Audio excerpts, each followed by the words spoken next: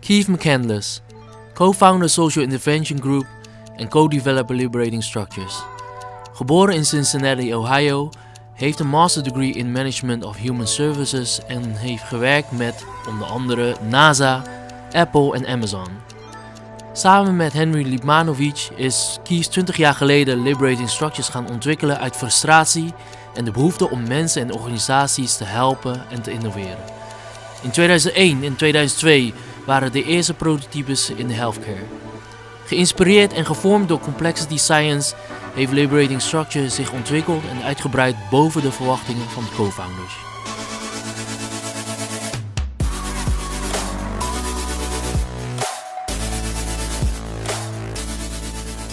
We're doing a slightly unconventional interview, which is not a liberating structure at all. But let's just dive in and start with a statement about liberating structures. That everybody is capable of applying a liberating structure, so everybody can start doing it tomorrow. What do you think about that? Absolutely true. Yeah. A little courage is required. Right. And it's the kind of courage where you are taking some responsibility to change the rules of how people are going to interact in a very small way, and it has a big impact. Right. So a small difference can make a big difference. A small change in something would seem silly can make a big difference for a group of people.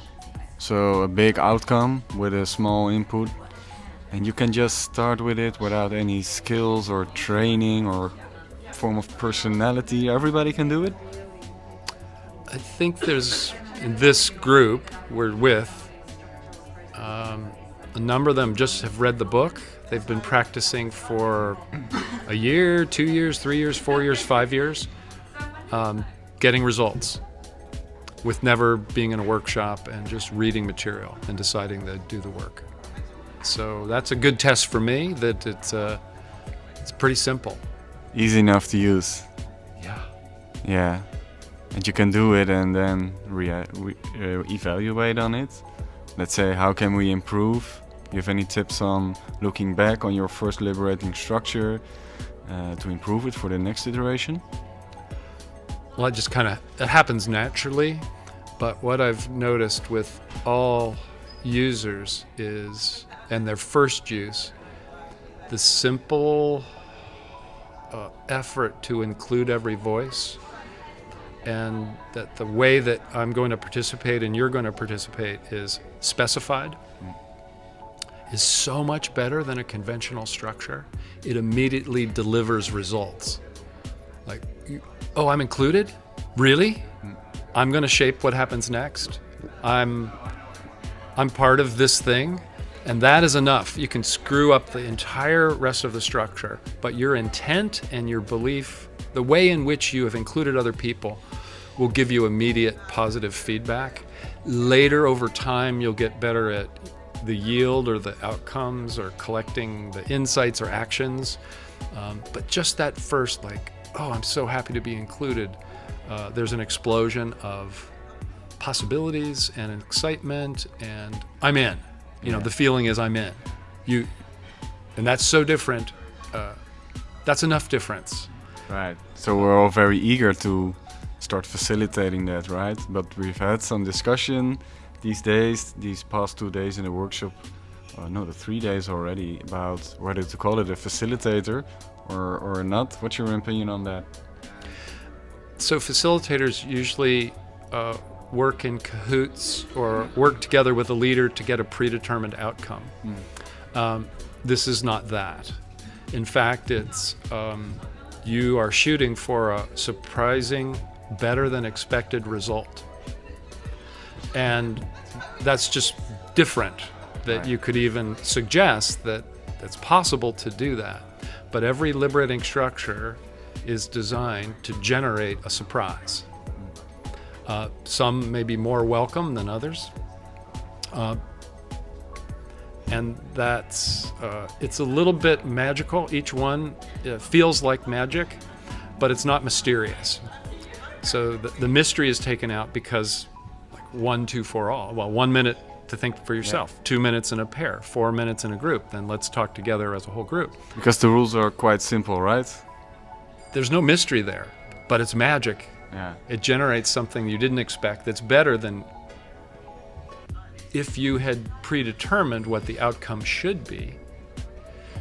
It's better than that. Yeah. So about the outcome, we've experienced and did some liberating structures already. The most easy ones are about gathering information. I think it's the next level to work towards some improvement on your personal skills or your way of working. So how do you get to the next level, the more complex liberating structures, and apply them? Well, some people start with the most complex. A couple of people in this group did that, and they got results. I recommend you start with the simpler and build up. The people that have learned the fastest developed a repertoire of a whole bunch of them. The fastest people are under 12, and then under 15. The younger you are, the faster you'll learn, because you don't have to unlearn anything. So the people who've learned how to be a facilitator or received extensive management training need to unbundle and just stop a bunch of things to make quick progress. And the other thing that makes a difference is find opportunities to try the next one that you haven't tried yet. So the first ones are all about getting all the ideas out or stopping certain behaviors, and then they kind of move into longer term projects where you would maybe you're over 6 months or 12 months, you're trying to do something and you string together different structures. And then the most complex ones are longer time periods still, like strategy development and really developing an entire new way of working together. Those tend to take a little longer to feel confident about, and in part because the results don't reveal themselves until over longer periods of time. Right. And you need to feel a little bit confident in order to combine more LS into those strings and maybe adjust depending on the outcome of the previous liberating structures. Yeah. So in a workshop, it's every time that we've done one, then we have a plan. We're perfectly ready to do the next one we've planned, but a better thing comes up because that generated a surprise. So the reason to have a repertoire is, wow, we're able to improvise because we planned well, and we have a repertoire that we can tap at any moment. So if each of your methods generates a surprise, you need to be pretty flexible about the thing that you do next. So in this workshop, for example, we've done many changes. We had a good plan, but a better plan revealed itself as we did the work. And so different than when you're in an organization, it tends to be, oh, we just got to a place where now we know a direction we're going, and we need to pivot from that to, we thought we were going to do this, but now we really need to go on that path. And so many times, super interesting to me that everybody is like, well, we just can't get leaders to make the decisions. Well, with this work, all the decisions, many decisions get made in little pockets. It's distributed decision making. And so there's a lot of movement without ever needing to push anything up to the next level for a decision. Right. And so the speed of both designing and the flexibility of designing what's going to happen next, and the speed at which the results start to come increases dramatically. It's quite a surprise that you can work faster and be more productive. Right, thanks. So have you ever been in a situation that LS didn't give you the outcome to proceed with, or that you thought, maybe I should still go back to a more conventional way, like just a presentation or a brainstorm session? Maybe like 20 years ago that happened. I fire myself if I can't, like from a client that isn't going to They may have said that they want to hear all the voices or distribute control or change the culture so that every voice is heard or change the fact that people aren't speaking up. But then when you arrive and you're in the middle of the work, it turns out that isn't true. Yeah. And sometimes I know it's not true, or I'll do something that gets me fired. I'll make a loving but provocative statement. Is that the destructive part? I'm trying to be loving and provocative, Right. and yet I'm signaling the way that we're working together must end. And maybe we'll figure out a different way. It's always hard to do because I love working with people and I want to be helpful. But there are places where I can see no path forward in the way that we're relating to each other. A bit of disruptive innovation? It's just my role in an organization that gets to that point. I'm not going to add value. And I'm more clear now that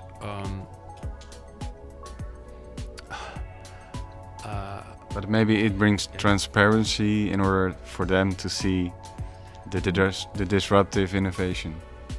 Maybe. When you bring in somebody from the outside, one of the reasons you bring them in is to be able to make them responsible for what happens because you haven't been able to resolve it. And so at least in a conventional way, somebody from the outside can just be blamed. Fired, or it's just sometimes that when I'm firing myself or I'm making a loving provocation, then it turns into a new relationship because they get it. No, I'm not gonna do the conventional thing. I'm not gonna help them with a best practice. I'm not gonna try to help them do buy-in. I'm not going to do any of the over-controlling, any of the ways that you stifle people or stifle innovation. And I'm going to call out when people are unwittingly over-controlling, Right. stifling. And if you don't like that, you're being, it's unwitting. They don't want to do it, but it's never perfectly okay to call out an individual. So even in this workshop, we were doing a goat rodeo. A bunch of people are asking questions and they're asking kind of the expert. That's just not a productive pattern. It isn't. That we need to get at some other way to share content. So Liberating Structures does not control content. That's the sole responsibility of the group. All you're doing is maintaining the fidelity or the consistency of the little itty bitty micro structures. And Sticking to them, right? Like we stopped Mad Tea today. Like people were couldn't move in the right way. Stop, restart. That's my job. Right? There's lots of examples of it. Like in a fishbowl, somebody can start. The job is for the people at the fish in the fishbowl to talk to each other about the good and the bad and the ugly of their experience in the field. Well, somebody can start giving a presentation. Well, it's my job to say no. And I've had to do that in front of hundreds of people. Nice person, but she wanted to tell people what to do. Yeah. And it was only me. I had to go in, stand in front of her, get up above her, and stop her, almost physically, stop her from violating the structure. So you keep within the microstructure. I think it's also a bit about the principles. You told us about the 10 principles. I see some resemblance there with also agile principles. You're familiar with agile. Did you ever consider combining some of those principles, or we talked about lean coffee this morning, adding a lean coffee within the liberating structure? Did you try it? Yes, absolutely. How did it work out? Well, I personally know the guy who invented the lean coffee. Yeah. And I don't know if I want it on tape, but the lean coffee can be liberated just a little bit more. So one of the things that happens once you have the topic matter and you have so much time with it, it usually turns into a goat rodeo again, where it's an open discussion. So the ways that we've kind of playing with, gyms, Lean Coffee idea is to suggest, well, okay, pick the things, multi-vote, and then you're going to talk about that, but use a 1-2-4 all. So it's good to combine, to keep a little bit of structure, but the freedom with the participants, right? Yeah. Well, and Lean Coffee is basically a liberating structure. It's sort of like a mini open space. I have the same challenges with open space. Once you get into the groups, it's less productive than it could be. So with many different change methodologies and movements like Agile or the Agile Manifesto, really big, wonderful, beautiful ideas. Oh, we want to do that. And they're a little shy, a little less specific about how to distribute control to all the participants in the group. And so liberating structures, just without changing anything about Agile, they fit in, they weave into the work. And it shouldn't be threatening, it shouldn't be different, but it's always a tender thing, like Lean Coffee. Jim Benson, he's cool. He probably doesn't, he may or may not want anybody messing with his thing. Yeah. But I don't actually think we're messing with it. We're just specifying a little bit more of the way, the how-to of at the most fundamental level, how people participate. Right. So we talked about whenever you fall back into a presentation mode, or luckily you didn't. So I think that's the strength of the liberating structure. What's the most surprising outcome you've seen in a liberating structure? Well, what I need from you, which is something we did yesterday. So we've all learned to play functional roles. Like I'm doing finance, I'm doing IT, I'm the executive, I'm the whatever it is. And so the moment that you have a big goal that's so important, everyone needs to learn how to do their function, but also work across the functions. And we've gotten a long way with just the functions. Everybody has a role and we control the roles and they do that. But we've also gotten into a lot of trouble with that because most people have forgotten or they've neglected how to work across. And so what I need from you is a wonderful liberating structure for people to pay attention to the degree to which they need to have an honest conversation about what they need from each other and what they're willing to offer. So in that activity, you get a request, you get a series of requests from the different functions, and it works every time that you get in response a yes, a no, a which is a little bit like what? And then finally a whatever, which is what you're asking for is not worthy of my attention. It's actually disrespects because you don't understand what we do in this function. And so that seems like it would be confrontational or would be too hard to do. But in fact, it gives people confidence that they know where they are and they know that they need to figure out how to work across. If they're going to do anything big and transform or change or do anything important, they've got to figure that out. And the result was even bigger than you would anticipate it in front? The drama, like organizations you can think kind of boring and predictable, but that liberating structure is full of drama and it shows all the potential and all of the challenge simultaneously. And so you don't get one without, it's not all rosiness. It's like, wow, both. We can do anything, and this is where we are, which is not where we want to be. We need to figure this stuff out. And it's confronting. It's loving and provocative. Right. Loving, and so you do it because you want to be successful together, and you know it's going to provoke because over a period of time, there's a set of disappointments about what you have been able to get from the others. Right. And all of a sudden you get to ask very concretely what you need, and you get a clear response. It may not be the one you want, but you get a clear response. So it can be the first honest business conversation, truly honest, truly productive conversation that an organization has. It's always tricky to introduce these kind of structures. So probably not call a liberating structure, but how would you introduce such a structure in an organization without even calling it and frighten people? So usually there's someone, either the leadership group or a single leader is at the end of their rope. They say, I just can't get my team to work together.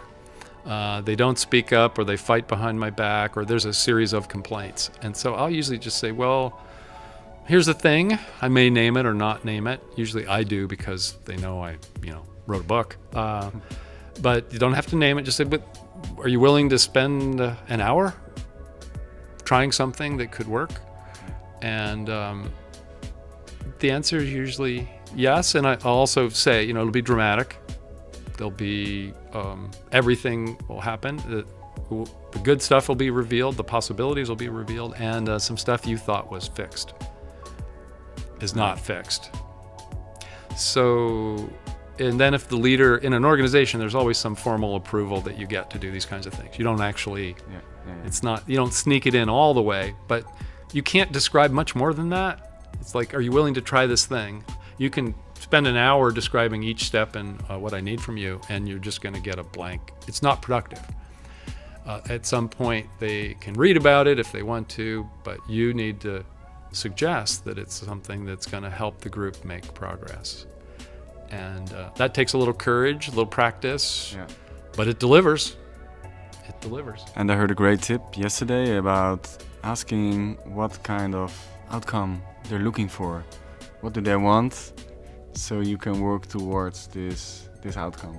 Right. Well, in fact, the liberating structure is described as surface. It's what I need from you, surface cross-functional challenges, and get specific answers to the things you need from each other.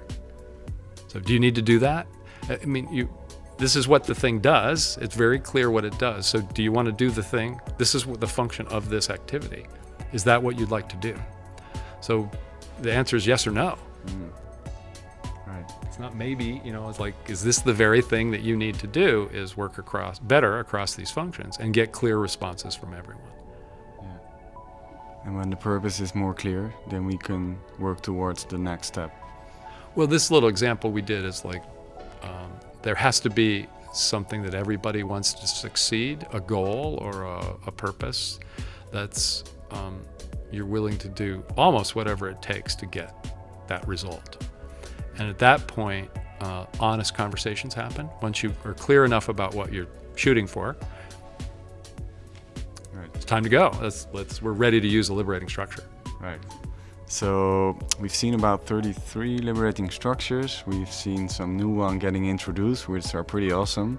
There are some side ones that are not actually liberating structures, but helpful for some energizing or moments in between.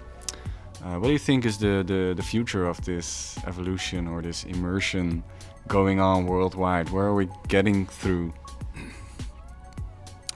Well, it's there's been a little bit of a dream from the beginning that in every domain, in every part of the world, for every age group, that people would have the opportunity to learn liberating structures. So in every classroom, in every business, in every church, religious setting, we've pretty much started to introduce them in all of those settings, all over the world. And they seem to spread themselves, which when we first started, that was like,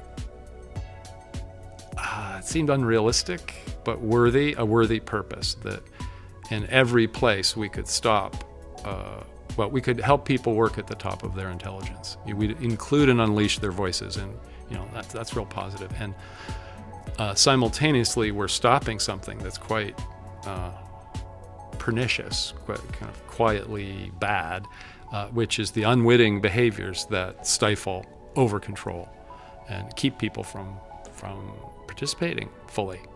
Right. And so it's spreading beyond anything that I imagined, or Henry, my co-author, imagined. And we literally just were trying to do productive things in businesses when we started. Can we help groups do stuff? And eventually we were encouraged to write a book and be specific, and had to be very specific to help people pick it up and be able to use it. So that's it's actually, it's beyond what I can imagine. It's already beyond what I ever could have imagined. And there's no end in sight for what's possible with this work. We just need to keep it simple enough for all of us to be able to use it, right? Well, in the new ones, there's a whole community of practitioners working in these domains from all over the world, and they're making new liberating structures. And we don't know quite how to do it yet, but we want each one to address a unique need. So the new ones have a need we're trying to get after. So, for example, grief walking. Do we need better ways? Can everyone be involved in attending to grief and tapping social support to make it easier to grieve? Right? So that when we started, that wasn't at the top of mind. That's come out of the community of people, practitioners, who feel there's a strong need to grief walk. That's what it's called, and it's pretty great. Yeah, within the community we can make it better and keep making it better and growing, right? Yeah. Right. And we're inventing, I think the most exciting part for me from the very beginning is the ability to invent new things that address a need that has never been addressed in this way. And in some cases, the liberating structures address a need beyond anything that I've ever experienced, any other method. Yeah. Because all the voices are included, unleashed, and focused on a purpose. Never gets boring. I've been bored over my career so many times, and never with liberating structures. The last 20 years, it's like it's deeper and deeper and deeper, or it's endlessly curious what people will do. You've been in this workshop. Yeah. Like, what's going to happen next? I mean, you need to know. You need to be a part of it. Yeah, it's going to be an exciting future with this liberating structures. Absolutely. All right, thanks for the interview. Sweet, thank you. Beautifully done. We keep on watching you. And I'm thanks. watching you too. Yeah. I have very high expectations. All right. For both of you. Yeah. Thanks. Yeah.